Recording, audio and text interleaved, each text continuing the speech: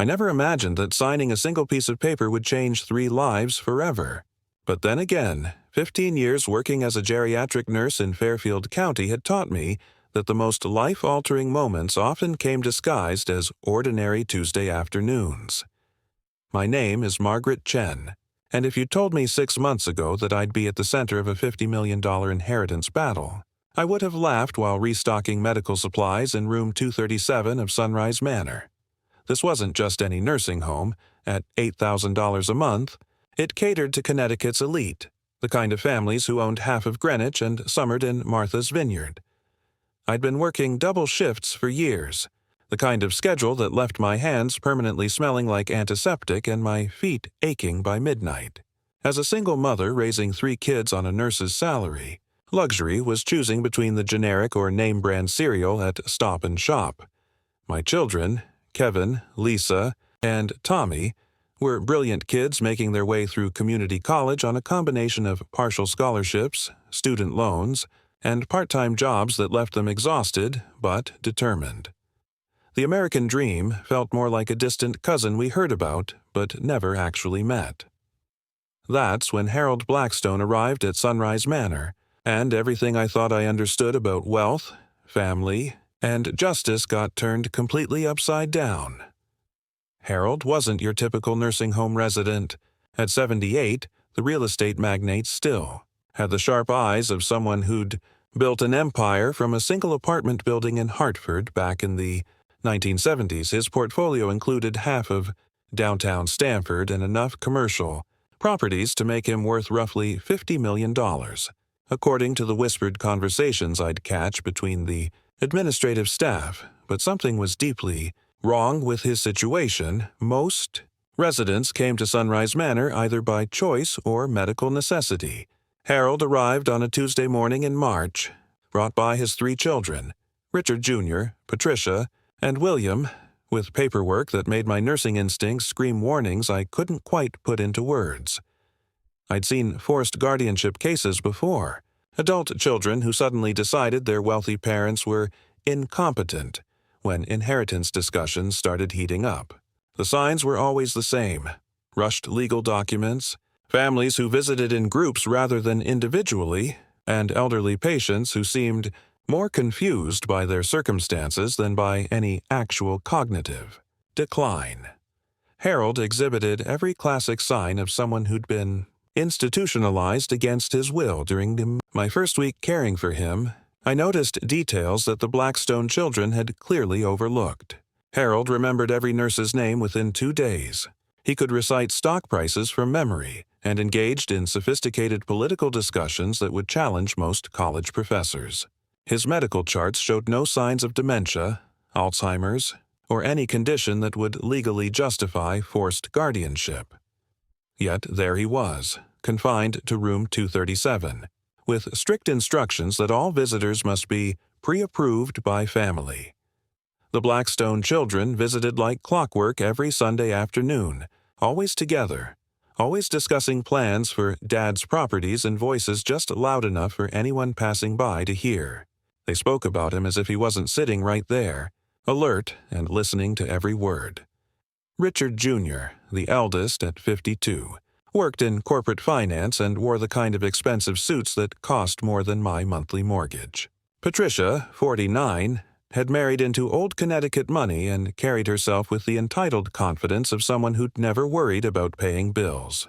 William, the youngest at 45, managed one of Harold's smaller property companies and seemed most eager about liquidating assets. During one particularly revealing Sunday visit, I overheard Patricia discussing timeline details that made my blood run cold. "The accountant says we need to finalize the property transfers within 60 days, she whispered to her brothers. "Dad's been here long enough to establish the pattern we need." What pattern? I wondered, carefully adjusting Harold's medication schedule while listening from the doorway. The nursing home costs alone will justify liquidating the commercial properties, Richard Jr. added. $8,000 a month adds up quickly. I watched Harold's face during these conversations. His expression never changed, but his hands would clench slightly against his blanket, and his breathing would become more controlled. This wasn't a confused elderly man. This was someone watching his life's work being dismantled by the very people he'd worked to provide for. That's when Harold started asking me about my family. Not the casual small talk that patients usually made, but detailed questions about my children's dreams, their struggles with student loans, their part-time jobs, and their genuine personalities. Kevin was studying pre-med at Norwalk Community College, working weekends at a local diner to help pay for textbooks. Lisa was pursuing engineering while tutoring high school students in mathematics. Tommy was studying business administration and somehow maintaining a 3.8 GPA while working 20 hours a week at Target. Harold listened to every detail with an intensity that both warmed my heart and puzzled my mind. "They sound like remarkable young people," he said one evening as I helped him with his dinner. "The kind of children who deserve every opportunity in the world." Then he looked at me with eyes that seemed to hold secrets I couldn't begin to imagine. "Margaret," he said quietly, "what would you say if I told you that everything you think you understand about my situation is about to change?" What happened next shocked our entire community, but Harold was keeping an even bigger secret about me that would change everything we thought we knew about justice, family, and the true meaning of inheritance. The medical records told a story that made my 15 years of nursing experience scream warnings I couldn't ignore. Harold Blackstone's admission to Sunrise Manor wasn't just suspicious, it was a masterclass in legal manipulation. Disguised as family concern, I discovered the truth. On a rainy Thursday morning, while updating patient files in the administrative office, Harold's intake documentation sat in a manila folder marked Urgent Family Guardianship, and what I found inside made my hands shake with anger. The guardianship petition, filed just 6 weeks before Harold's arrival, painted a picture of rapid cognitive decline that didn't match the sharp-minded man I cared for daily. According to the paperwork, Harold had become increasingly confused about financial matters and unable to make sound decisions regarding his extensive property holdings. But the timestamps on the medical evaluations revealed something devastating. Dr. Morrison's psychiatric assessment was dated March 3rd, the same day Richard Jr., Patricia, and William had scheduled their first family meeting about Dad's declining condition.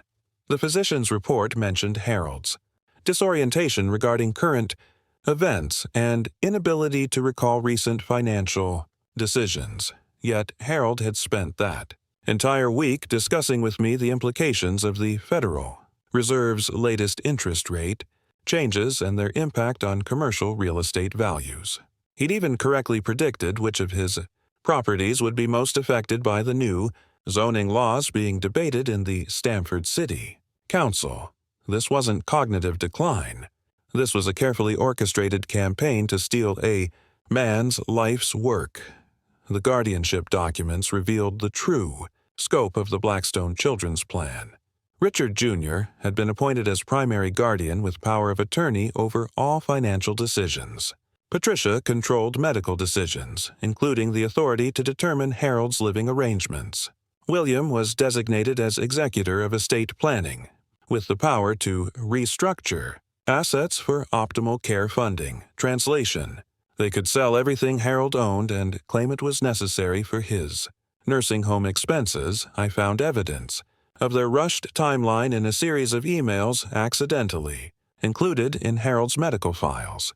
Patricia had written to her brothers on February 28th, "The nursing home placement needs to happen before Dad realizes what we're doing. Once he's established as a resident with documented care needs, the asset transfers become much easier to justify." Richard Jr.'s response was even more chilling. "The key is maintaining the narrative of declining competence. Make sure all interactions with medical professionals support our position. They were treating their father's institutional commitment like a business transaction." But what haunted me most was discovering how they'd manipulated Harold's social isolation to support their case. For months before the guardianship petition, they'd systematically discouraged his friends from visiting, claiming he was having bad days or not feeling up to company. They'd intercepted phone calls and redirected mail to ensure Harold appeared increasingly disconnected from his normal social networks. By the time the legal proceedings began, Harold seemed like a lonely, confused elderly man with no support system, exactly the image they needed to present to the court. The medical evaluation that sealed Harold's fate had been conducted during a period when his blood pressure medication had been recently changed, causing temporary disorientation that any competent physician should have recognized as a side effect. Instead, Dr. Morrison had used Harold's confusion about the date and his difficulty remembering recent conversations as evidence of cognitive impairment, cross-referenced the medication timing with Harold's behavior patterns during my shifts. The disorientation described in the psychiatric report had lasted exactly 48 hours, the precise duration of adjustment period for his new blood pressure prescription. The Blackstone children had scheduled their father's competency evaluation during a narrow window when medication side effects would make him appear confused, then used that single assessment to justify permanent guardianship over a $50 million estate. As I sat in the administrative office, rain pattering against the windows of Sunrise Manor, I realized I was looking at evidence of elder abuse disguised as family concern. Harold wasn't a confused old man who needed protection. He was a victim of the most sophisticated inheritance theft I'd ever encountered. That evening, as I helped Harold with his dinner, I noticed him watching me with unusual intensity. "You've been reading my files," he said quietly. Surprising me with his directness, I started to deny it, then realized there was no point in pretending. "The guardianship paperwork doesn't match the person I take care of every day," I said carefully. Harold smiled, but there was no warmth in it. "My children always underestimated people they considered beneath their social class. They assumed a small-town nurse wouldn't notice the inconsistencies in their carefully crafted narrative." He leaned forward slightly, his voice dropping to a whisper. "Margaret, what I'm about to tell you will sound impossible, but I need you to trust me. Everything they've done, the forced guardianship, the medical manipulation, the asset planning, I've been aware of every single detail." My heart stopped. "You've known all along?" "I've been planning my response for months," he said, his eyes gleaming with an intelligence that contradicted every word in his medical files. "And you, my dear, are about to become the most important part of that plan." Harold whispered something that froze my blood and changed everything I thought I understood about power, family, and the lengths some people will go to secure justice. The irony wasn't lost on me that while the Blackstone children plotted to steal their father's fortune, my own 3 kids were working themselves to exhaustion just trying to afford their dreams. The contrast became painfully clear during Harold's 3rd week at Sunrise Manor, when my children started visiting him regularly, completely unaware they were befriending one of Connecticut's wealthiest men. It started innocently enough. Kevin, my eldest at 22, had stopped by the nursing home after his shift at Mickey's Diner on Main Street to pick me up during a particularly brutal double shift. Harold happened to be in the common area, looking lonely during evening visiting hours while his own family was notably absent. "Mom, who's the gentleman reading the Wall Street Journal?" Kevin asked, nodding toward Harold's corner chair. "That's Mr. Blackstone," I said carefully. "He doesn't get many visitors." Kevin, with the kind of genuine compassion that made me proud every single day, walked over and introduced himself. Within minutes, they were deep in conversation about Kevin's pre-med studies at Norwalk Community College and the challenges of balancing organic chemistry with his weekend shifts at the diner. What I witnessed next changed everything. I thought I understood about Harold's situation. Harold listened to Kevin's struggles with the intensity of someone who genuinely cared. When Kevin mentioned working 25 hours a week to afford his textbooks while maintaining a 3.7 GPA, Harold's eyes lit up with something I'd never seen during his children's visits: actual interest in another person's well-being. "Pre-med is challenging enough without financial stress," Harold said. "Tell me about your long-term goals." Kevin's face brightened as he described his dream of becoming a family physician in underserved communities, possibly joining the Peace Corps after residency. He talked about wanting to provide health care for families like ours, working families who couldn't always afford the best medical care but deserved it anyway. Harold nodded thoughtfully. Noble aspirations. The world needs more doctors who understand the value of hard work. By the following week, all three of my children had somehow fallen into a routine of visiting Harold during my shifts. Lisa, my 20-year-old engineering student, would arrive straight from her tutoring sessions at Norwalk High School, her backpack stuffed with calculus homework and her part-time job uniform from the Target in Darien. Harold was fascinated by Lisa's mechanical aptitude and her plans to specialize in sustainable energy systems. She'd spread her engineering textbooks across his bedside table, explaining renewable energy concepts while Harold asked questions that revealed a sophisticated understanding of both business and environmental science. The future belongs to people who can solve complex problems, he told her one evening. Your generation will inherit challenges my generation created.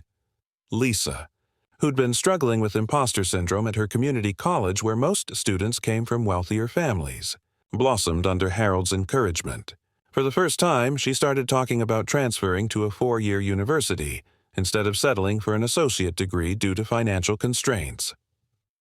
Tommy, my 18-year-old, was perhaps the most surprising match for Harold's attention. My youngest was studying business administration while working evenings at the Stop and Shop in Westport, somehow maintaining a 3.8 GPA despite exhaustion that worried me constantly. Harold and Tommy would discuss everything from local business trends to the ethical implications of corporate leadership. Tommy had dreams of starting his own company someday. Nothing grandiose, just a small business that could provide good jobs in our community while supporting working families. Business without conscience is just legalized theft, Harold told Tommy during one of their conversations. Real success means lifting others up, not stepping on them to climb higher. The contrast with Harold's own children was devastating. When the Blackstone siblings visited, they spoke about Harold as if he was already gone, discussing property values and inheritance timelines with the cold efficiency of corporate raiders. They never asked about his interests, his opinions, or his feelings about being institutionalized against his will. My children, meanwhile, brought Harold newspapers, discussed current events, and treated him like the intelligent, accomplished man he clearly was. They had no idea about his wealth, his real estate empire, or the inheritance battle brewing around him. They simply saw a lonely elderly gentleman who enjoyed their company and offered wisdom about their futures.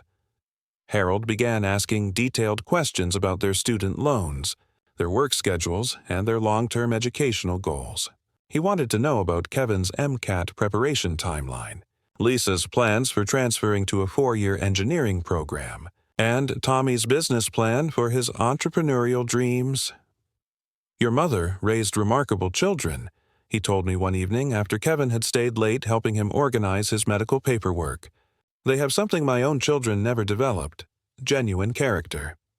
I started noticing how Harold's entire demeanor changed during my children's visits. The sharp, calculating businessman would transform into something warmer, more grandfatherly. He'd light up when they shared their struggles and victories, offering encouragement that seemed to energize both him and them. But there was something else in Harold's eyes when he watched my children, something that looked almost like recognition, as if he saw something in them that connected to a deeper purpose I couldn't yet understand. "Margaret," he said one evening as I finished his medication routine, "your children represent everything I hoped mine would become. They understand that true success comes from earning what you achieve, not inheriting what you haven't." Harold observed my children with eyes that held secrets I couldn't decipher, and I had the growing feeling that their innocent friendship was about to become something much more significant. The discovery that changed everything happened during my routine midnight rounds on a Tuesday in April. I'd been caring for Harold for 6 weeks, watching my children develop genuine friendships with him, while his own family treated him like an inconvenient obstacle to their inheritance. What I found that night revealed the true scope of their greed, and set in motion events that would shock our entire community. It started with Harold's restlessness. He'd been unusually agitated during evening medication rounds, checking his watch repeatedly and glancing toward the hallway as if expecting someone. Around 11:30 p.m., I noticed light coming from under his door and went to check on him. "Can't sleep, Mr. Blackstone," I whispered, finding him sitting by his window overlooking the parking lot. "They're coming tonight," he said quietly. "My children always think they're cleverer than they actually are." Before I could ask what he meant, I heard voices in the hallway, Richard Jr., Patricia, and William, speaking in hushed tones as they headed toward the administrative office. It was nearly midnight on a Tuesday. Normal families don't visit nursing homes at midnight unless something urgent is happening. "Stay here," Harold said, his voice carrying an authority I'd never heard before. "But listen carefully to whatever you might overhear. You're going to need that information sooner than you think." My nursing instincts told me something was seriously wrong. Adult children don't hold secret meetings at nursing homes unless they're planning something their fathers shouldn't know about. I positioned myself at the nurses' station where I could hear their conversation. Through the thin walls of the administrative office, what I overheard made my blood run cold. "The property assessments are complete," Richard Jr. was saying. "The commercial buildings in Stamford are worth $32 million. The residential portfolio is worth $12 million. And the liquid assets total about $6 million. $50 million total," Patricia confirmed. "More than enough to justify the nursing home strategy." William's voice carried excitement that disgusted me. "The beauty is that nobody questions adult children making financial decisions for elderly parents with documented cognitive issues. We can liquidate everything within 6 months and claim it's all going toward Dad's care. $8,000 a month for nursing home costs provides perfect cover," Richard Jr. added, "even if he lives another 10 years. We're talking about less than $1 million in actual care expenses. The remaining $49 million gets distributed according to our agreement." I felt sick. They were planning to steal their father's entire life's work while pretending it was necessary for his medical expenses. The worst part was discovering how they'd manipulated the documentation to support their theft. The key was getting Dr. Morrison to include specific language about Dad's inability to manage complex financial decisions, Patricia explained. "That gives us legal authority to restructure his entire portfolio without his input." "The timing worked perfectly," William added. "We filed the guardianship petition right after that medication incident made him seem confused. Now we have documented medical justification for taking complete control." They'd engineered Harold's cognitive assessment during his blood pressure medication adjustment, then used his temporary disorientation to justify permanent financial guardianship. It was elder abuse disguised as family concern, executed with the precision of a corporate takeover. Richard Jr. outlined their liquidation timeline with chilling efficiency. "The Stamford properties go on the market next month. We've already identified buyers for the commercial buildings, cash deals that can close within 30 days. The residential portfolio gets listed with Hartford Realty in May." "What about Dad's personal accounts?" Patricia asked. "Already transferred to the guardianship trust," William confirmed. "He has no access to his own money anymore. Everything flows through our approval." I realized I was listening to 3 adults systematically dismantling their father's legacy while he sat in room 237, fully aware of their betrayal but legally powerless to stop them. The conversation continued for another 20 minutes, covering details that revealed the true scope of their coordination. They'd been planning Harold's institutionalization for months, carefully timing every legal maneuver to minimize his ability to resist or seek help. When they finally left, I sat in the darkened nurses' station feeling stunned by the magnitude of what I'd witnessed. This wasn't simple. Inheritance impatience. It was a carefully orchestrated crime that would leave Harold with nothing, while his children became instant millionaires. I returned to Harold's room to find him still sitting by the window, now watching his children's car disappear into the night. "You heard everything," he said without turning around. "How did you know they were coming tonight?" Harold smiled, but there was steel in his expression. Because I've been monitoring their communications for months. Every email, every phone call, every legal document, I know about all of it. My heart stopped. You've known about their plan all along? Margaret, my dear, what my children don't understand is that I didn't build a $50 million empire by being naive about human nature. I've been 3 steps ahead of them since they started this scheme. He turned to face me, and what I saw in his eyes made me realize that everything I thought I understood about this situation was about to be turned completely upside down. The question now is whether you're ready to help me execute the most satisfying business transaction of my entire career. What Harold revealed next would make me question everything I believed about justice, family, and the true meaning of inheritance. The marriage proposal that changed 3 lives forever came on a Wednesday morning in late April, delivered with the matter-of-fact tone Harold usually reserved for discussing stock market fluctuations. I was adjusting his morning medications when he looked up from his Wall Street Journal and said the words that stopped my world completely. "Margaret, I need you to marry me." I nearly dropped his blood pressure pills. "Excuse me?" "Not for romance," he clarified quickly, his businessman's mind already 3 steps ahead of my confusion. "For justice, and for your children's futures." Harold set down his newspaper and looked at me with the kind of intensity that had probably intimidated corporate boardrooms for decades. My children think they've cornered me with their guardianship scheme. What they don't realize is that I've been planning my counterattack since the day they filed their first legal document. I sat down heavily in the visitor's chair, my nursing training struggling to process what he was suggesting. "Harold, you can't be serious." "I've never been more serious about anything in my life." He reached for a manila folder I'd never seen before, pulling out documents that looked distinctly legal. Connecticut law is very clear about spousal inheritance rights. The moment we're married, their guardianship becomes significantly more complicated. The paperwork he showed me was mind-boggling in its thoroughness. Harold had already consulted with matrimonial attorneys, researched state inheritance laws, and prepared documentation that would make our marriage legally bulletproof. "But why me?" I asked, still reeling from the implications. Harold's expression softened slightly. "Because in 6 weeks of watching your children, I've seen more genuine character than my own family has demonstrated in 50 years. Because you understand the value of hard work and honest living.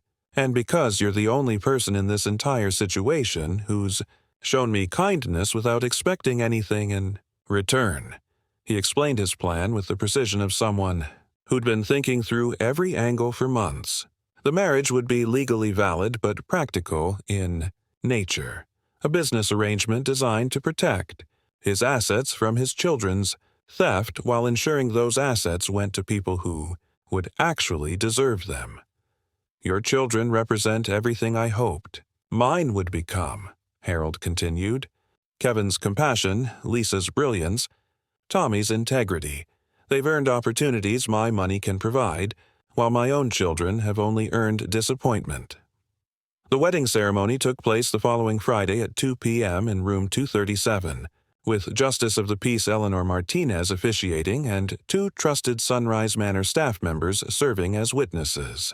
Harold had arranged everything with the kind of efficiency that reminded me why he'd been successful in real estate development. Dr. Patricia Hendricks, Sunrise Manor's medical director, served as our first witness. She'd known Harold since his admission and could testify to his mental competence if his children tried to challenge the marriage legally. Janet Kowalski, the head of nursing administration, was our second witness. A 30-year veteran of elder care who understood the difference between genuine cognitive decline and family manipulation. The ceremony itself was surprisingly moving. Harold had written simple but heartfelt vows that focused on partnership, respect, and shared commitment to family values. I found myself genuinely touched by his promise to honor the love you've shown your children and help them achieve dreams they've earned through their own merit. My own vows emphasized friendship, mutual support, and gratitude for the unexpected blessing he was offering my family. When Justice Martinez pronounced us husband and wife, Harold squeezed my hand gently and whispered, "Now the real work begins." The legal documentation was filed immediately. Our marriage certificate was registered with the Fairfield County Clerk's office within hours, along with Harold's updated will that had been prepared weeks in advance. His attorney, David Goldstein of Goldstein and Associates in Greenwich, had crafted documents that would withstand any legal challenge the Blackstone children might attempt. But telling my children about the marriage proved more challenging than the ceremony itself. Kevin, Lisa, and Tommy arrived for their regular Thursday evening visit to find me wearing a simple gold band and Harold looking more energetic than they'd seen him since his admission. When I explained what had happened, their reactions ranged from shock to confusion to genuine concern for both our well-being. "Mom, are you sure about this?" Kevin asked, his pre-med training making him worry about emotional manipulation of vulnerable patients. "It's not what you think," I assured them, though I couldn't yet explain the financial implications Harold had planned. Lisa, with her engineer's analytical mind, was more direct. "Mr. Blackstone, are you feeling pressured into this marriage? Because if someone's taking advantage of you, we can contact Adult Protective Services." Harold's laughter was the first genuinely joyful sound I'd heard from him since his admission. "My dear Lisa, your mother just saved me from being taken advantage of by the people who should have protected me most." Tommy, studying business administration, was starting to piece together implications his siblings hadn't considered. "This changes the inheritance situation with your children, doesn't it?" "Very perceptive," Harold acknowledged. "And yes, it changes everything." He looked at my 3 children with grandfatherly warmth that made my heart ache for what his own family had lost through their greed. "What I'm about to tell you will sound impossible, but I want you to understand that everything happening now has been carefully planned to ensure justice prevails over manipulation." Harold still hadn't revealed the true scope of his plan, but I could see in his eyes that the marriage was just the beginning of something much larger. The morning that changed 3 young lives forever started with a phone call that sent shockwaves through the Blackstone family and every corner of Fairfield County's elite social circles. Harold's attorney, David Goldstein, had scheduled what he diplomatically called a family meeting for 10 a.m. on Monday, May 15th, in the conference room of his Greenwich Law office. What the Blackstone children didn't know was that Harold had spent the weekend finalizing the most satisfying business transaction of his 78 years. I arrived at Goldstein, associates with Harold, my 3 children, and a sense of anticipation that had been building since our wedding ceremony. The law office occupied the top floor of a glass building overlooking Greenwich Harbor, the kind of prestigious address that charged clients for the view as much as the legal expertise. Richard Jr., Patricia, and William were already seated around the mahogany conference table when we entered, their expressions ranging from irritation to outright hostility.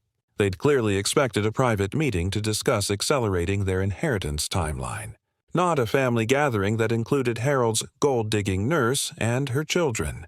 "What exactly is this about?" Patricia demanded, her designer suit and cold demeanor making my off-the-rack dress feel suddenly inadequate. David Goldstein, a distinguished man in his 60s with silver hair and kind eyes, smiled diplomatically. "We're here to discuss recent changes to your father's estate planning. Changes that affect all parties present." Harold squeezed my hand gently as Goldstein opened a file thick enough to contain the legal documentation for a corporate merger. What came next would be talked about in Greenwich country clubs for years to come. As of Friday, May 12th, Harold Blackstone's last will and testament has been substantially revised, Goldstein announced.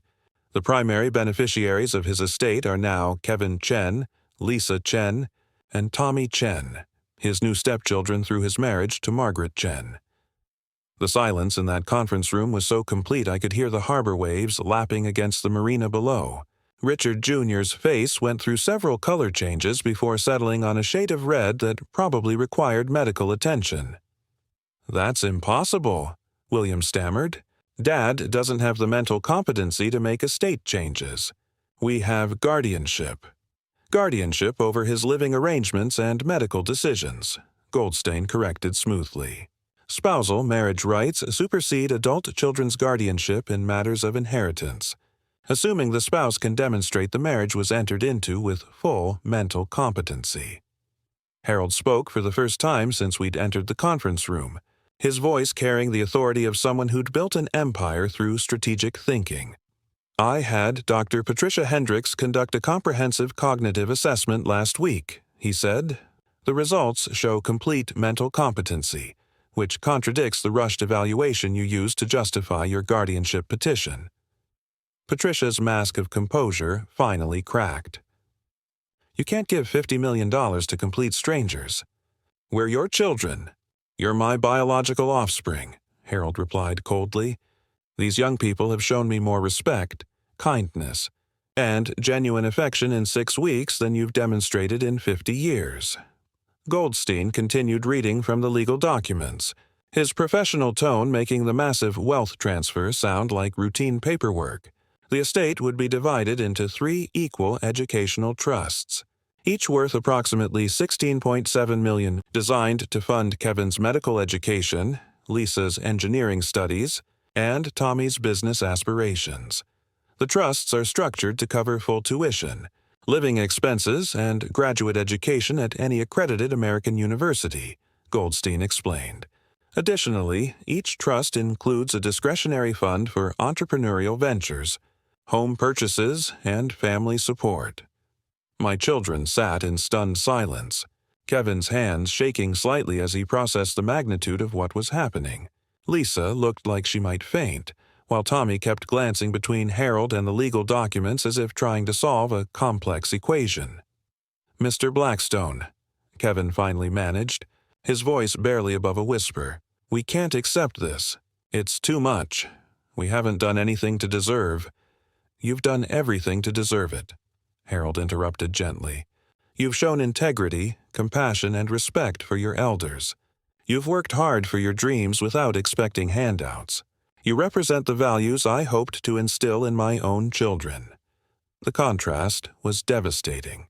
While Kevin, Lisa, and Tommy struggled with the overwhelming generosity being offered to them, Richard Jr., Patricia, and William raged about being disinherited by gold diggers and manipulated by scheming outsiders. Richard Jr. stood abruptly, his corporate composure completely shattered. This won't stand. We'll challenge this in court, prove you're being manipulated, and have this entire charade overturned. Harold's smile was absolutely chilling. Please do. I'm looking forward to the legal discovery process.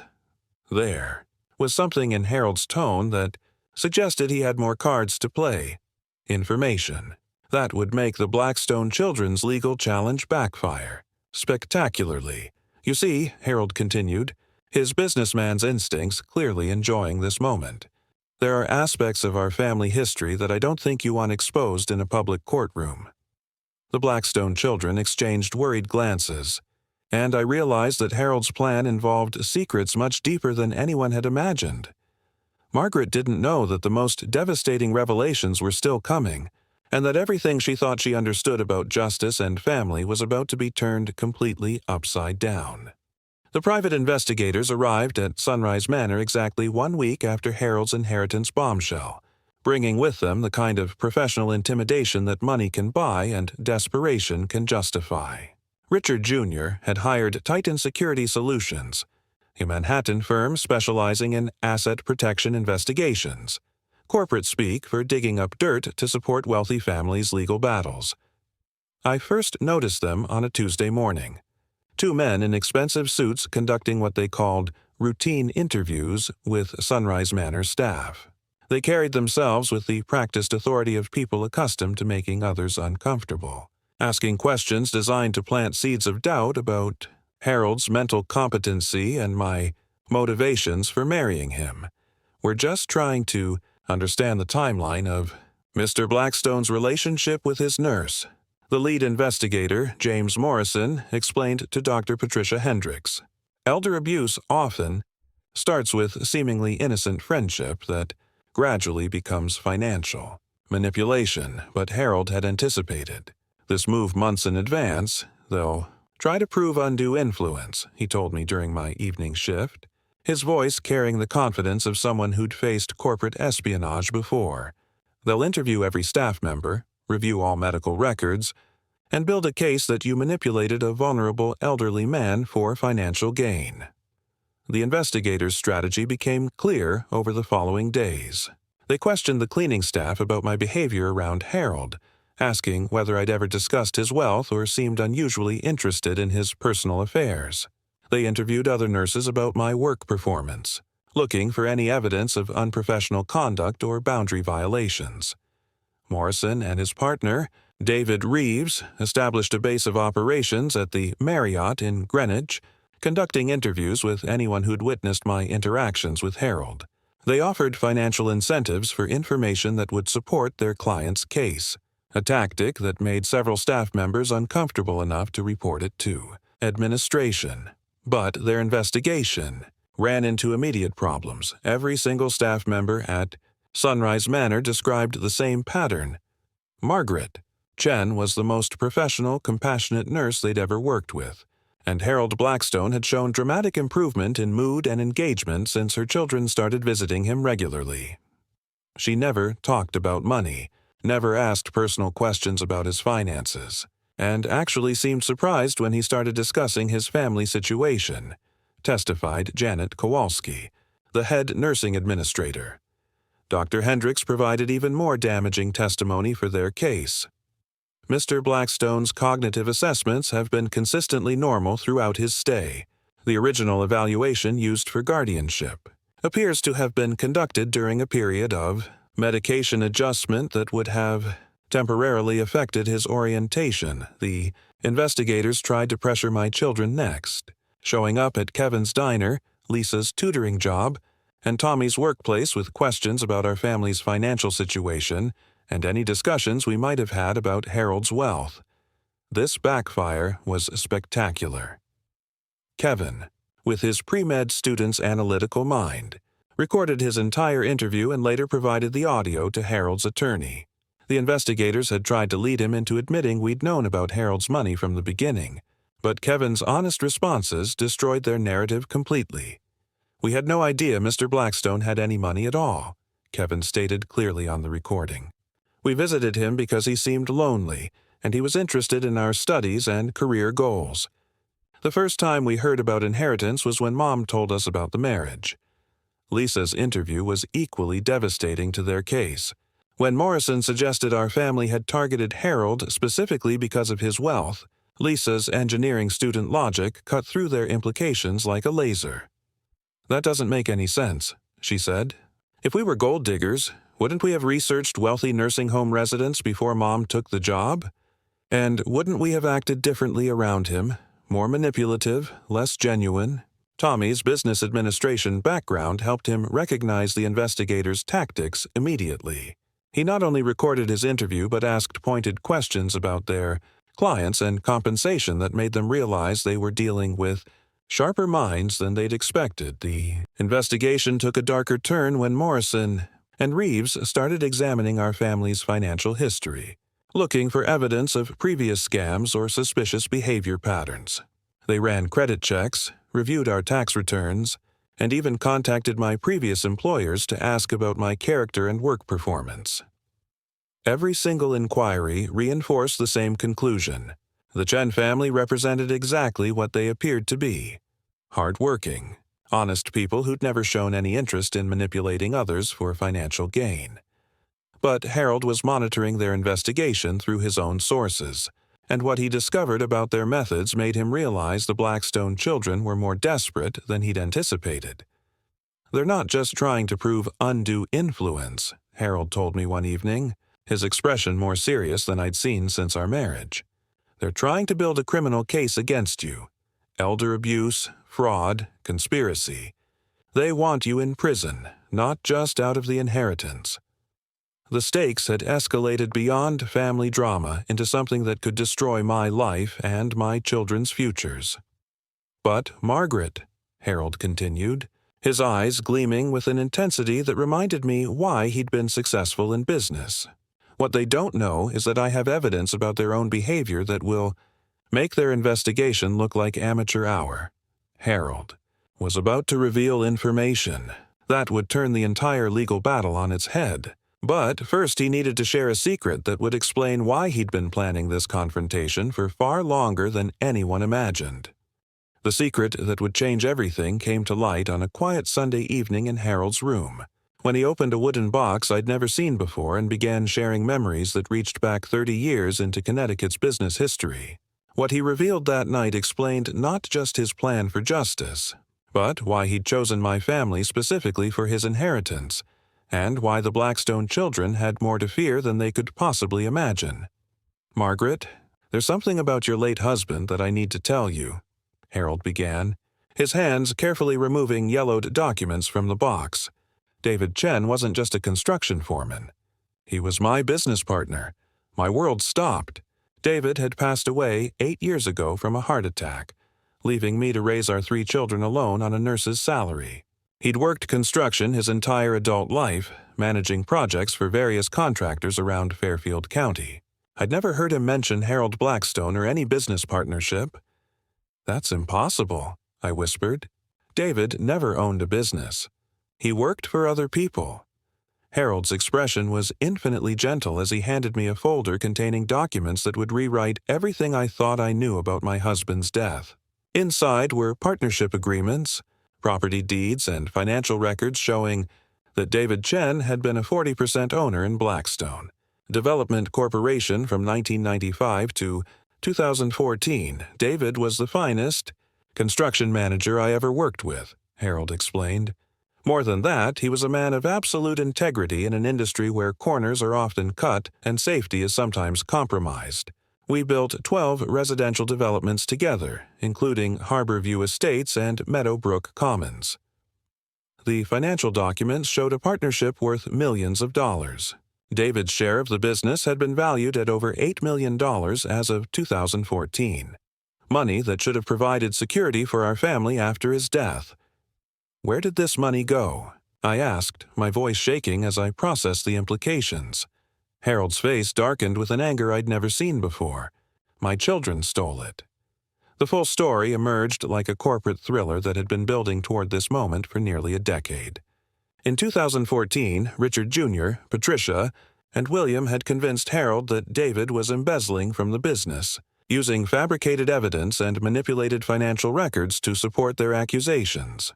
They showed me doctored bank statements, forged invoices, and fake correspondence that made it appear David was siphoning money through shell companies, Harold explained. I trusted my children's business judgment and believed their evidence without investigating thoroughly. Enough. The Blackstone children had orchestrated David's removal from the partnership through a combination of legal pressure and financial manipulation. They'd forced Harold to buy out David's share at a significantly reduced value, claiming the partnership needed immediate restructuring to prevent further losses. David tried to fight the accusations, but my children had prepared their case too thoroughly. They had lawyers, accountants, and documentation that made their story seem irrefutable. David couldn't afford the legal battle they were prepared to wage. The stress of fighting the false accusations while trying to support our family had taken a devastating toll on David's health. He'd developed high blood pressure, chronic insomnia, and anxiety that his doctor directly linked to the ongoing legal and financial pressure. The heart attack that killed your husband was caused by stress from my children's lies, Harold said, his voice heavy with guilt that had been eating at him for years. They destroyed a good man to steal his share of our business. I felt like I was drowning in revelations that rewrote 8 years of grief and financial struggle. David hadn't died from natural causes. He'd been killed by the same greed and manipulation that the Blackstone children were now using against Harold. How did you find out the truth? I managed to ask. Harold pulled out another folder, this one containing private investigator reports, bank records, and digital forensics that had cost him over $200,000 to compile. After David's death, I started questioning the evidence my children had provided. I hired investigators to verify their claims, thinking I would find confirmation of David's guilt. Instead, he'd discovered a conspiracy that revealed his children's true nature. The bank statements had been altered using sophisticated accounting software. The invoices had been created on computers owned by Richard Jr.'s consulting firm. The correspondence had been fabricated using stolen letterhead and forged signatures. "David Chen never stole a penny from our business," Harold said. "My children framed an innocent man, stole $8 million, and caused his death through their false accusations." The evidence Harold had gathered would not only vindicate David's memory, but prove criminal fraud by the Blackstone children. They'd committed conspiracy, wire fraud, and possibly involuntary manslaughter through their actions. "When I realized what they'd done to your family, I started planning this," Harold continued. "I've spent 5 years documenting their crimes, building an irrefutable case, and waiting for the right moment to deliver justice." "That's why you chose us," I realized. Understanding finally clicking into place. "David's children deserve the inheritance that was stolen from them," Harold confirmed. "Kevin, Lisa, and Tommy are receiving exactly what their father earned through honest work and partnership with me." Harold looked at me with eyes that held both justice and redemption. "My children think they're fighting to protect their inheritance, but what they're actually doing is exposing themselves to criminal prosecution for fraud and conspiracy.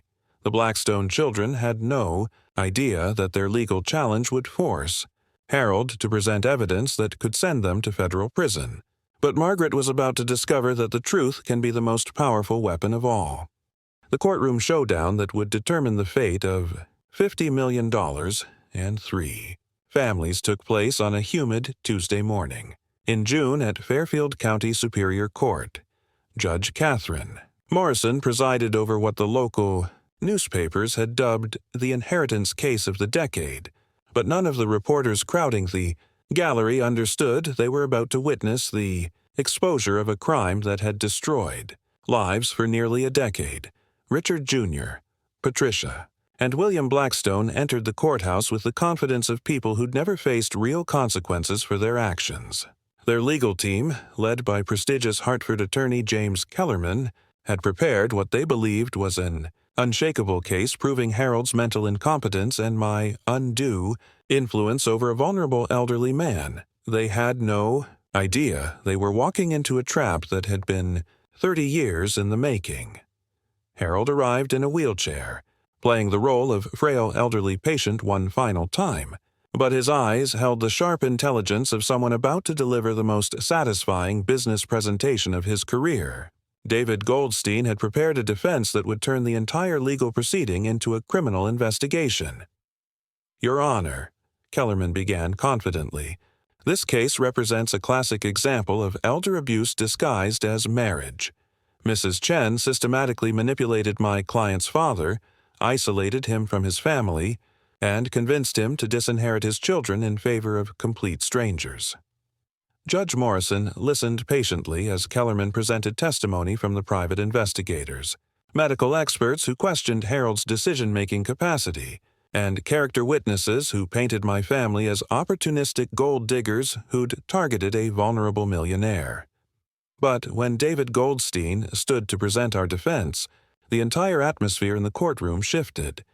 "Your Honor, my client's marriage and estate planning decisions were made with complete mental competency. But more importantly, this inheritance represents justice for a crime that has gone unpunished for almost a decade."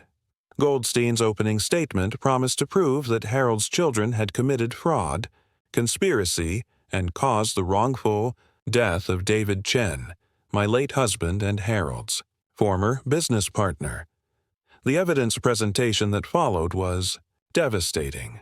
Goldstein began with the original partnership, documents showing David's 40% ownership in Blackstone Development Corporation, worth over $8 million at the time of his forced removal in 2014. He then presented the fabricated evidence the Blackstone children had used to frame David for embezzlement. Digital forensics analysis shows these bank statements were altered using accounting software registered to Richard Blackstone Jr.'s consulting firm, Goldstein explained, displaying enlarged computer screen images that showed metadata proving the document's creation dates.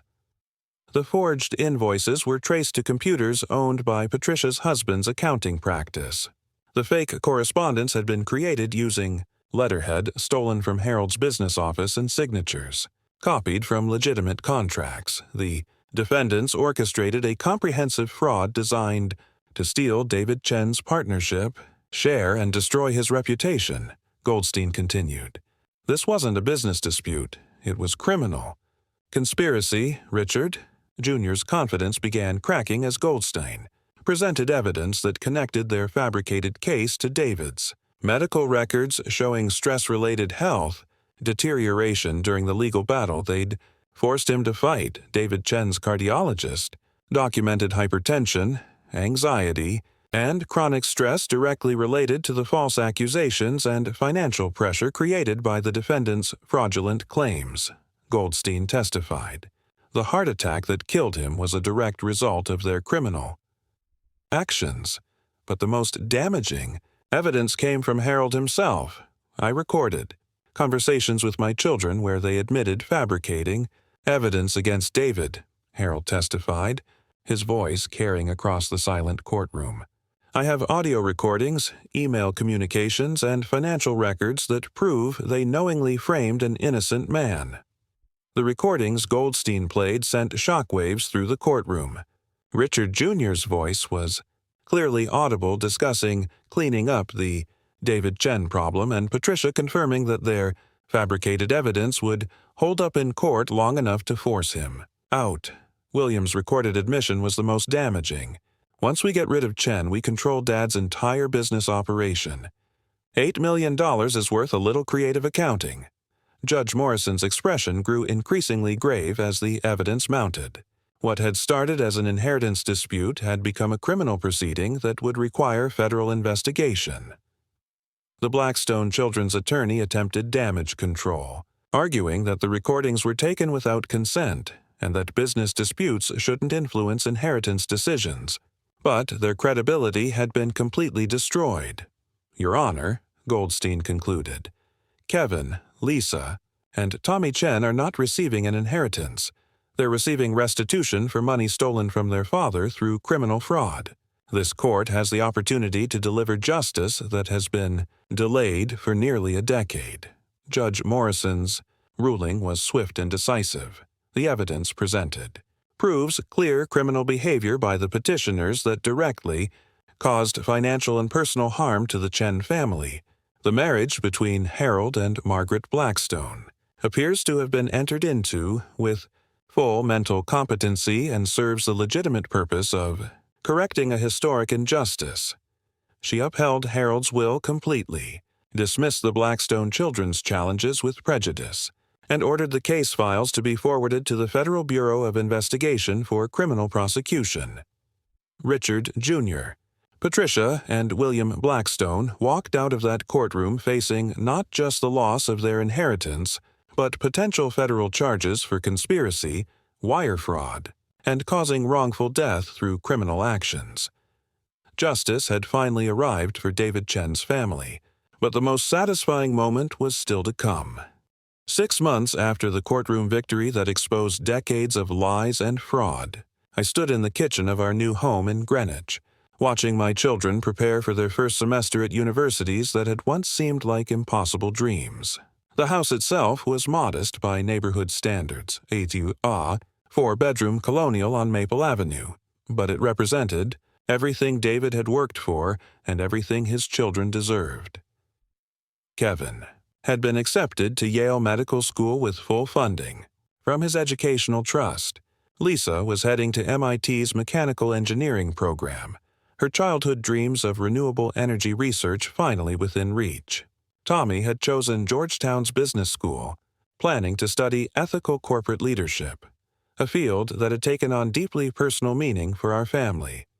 Harold had moved out of Sunrise Manor into a luxury assisted living community in Westport, where he spent his days managing what remained of his business empire and corresponding with federal prosecutors building their case against his children. The FBI investigation had expanded far beyond David's case, uncovering years of tax fraud, securities violations, and elder abuse that would likely result in significant prison sentences. The irony is perfect, Harold told me during one of our weekly dinners at his new residence. They spent so much effort trying to steal from me that they exposed themselves to consequences far worse than simply being disinherited. Richard Jr. Patricia and William Blackstone had become social pariahs in Greenwich and Fairfield County. Their legal bills had drained their personal finances. Their businesses had collapsed under federal scrutiny, and their reputations had been destroyed by media coverage of their criminal trial. But the most satisfying aspect of Harold's revenge wasn't their public humiliation. It was watching my children thrive with opportunities they'd earned through character and hard work. Kevin's first semester at Yale had been challenging but rewarding. His professors praised his compassion and analytical skills, qualities that would make him an exceptional physician for underserved communities. The financial security provided by his trust allowed him to focus entirely on his studies without the part-time jobs that had exhausted him at community college. "I think about Dad every day," Kevin told me during winter break, "not just because of the money, but because I understand now that his integrity and work ethic built everything we have. Mr. Blackstone didn't just give us inheritance, he gave us back our father's legacy." Lisa had discovered research opportunities at MIT that aligned perfectly with her passion for sustainable technology. Her professors had connected her with internships at clean energy companies and graduate research programs that could change how America approaches renewable energy. The young woman who'd once worried about affording textbooks was now designing solar panel systems that could power entire communities. Tommy's business studies had taken on deeper meaning after witnessing corporate fraud firsthand. His professors at Georgetown were impressed by his ethical framework and real-world understanding of how business decisions affect families and communities. He'd already started developing a business plan for affordable housing development that would honor both his father's construction expertise and his own commitment to social responsibility. Harold's greatest satisfaction came from watching their success without any sense of entitlement or laziness that often accompanies inherited wealth.